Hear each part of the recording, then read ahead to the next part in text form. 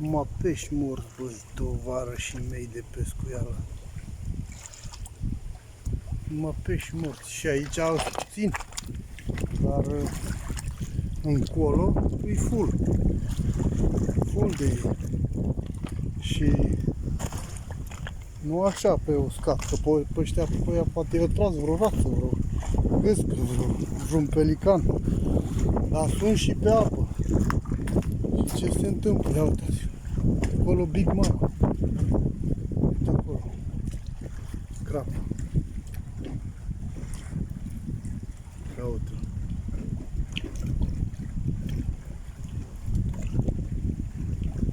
Deci, acum vă arăt 3 pești morți. Dar am observat mai mulți, mult mai mulți încolo, pe faleză. Uitați-vă și voi.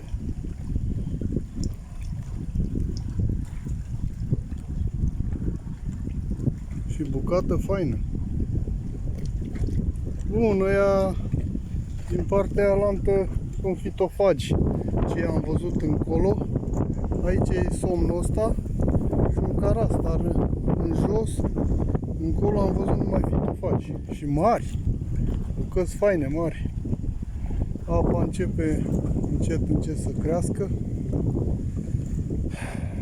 Deocamdată nu am mai găsit pietre aruncate în apă.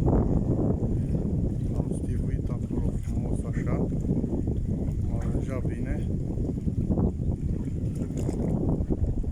Ce bucată faină de crab.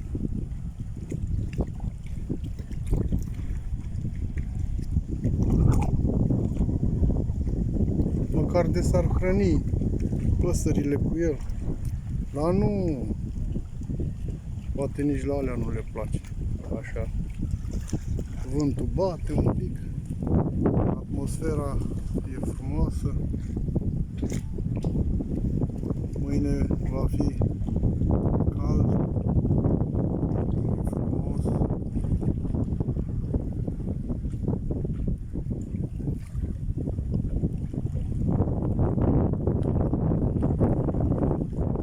Bătaie și furtună, a venit și vreme bună, băieți.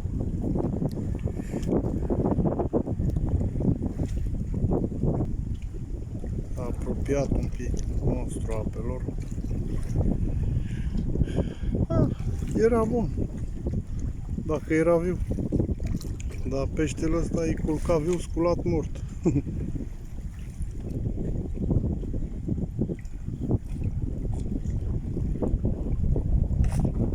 Uitați-o pe coana, regina belții, frumuseții, lebăda de pe lacul dansatorilor.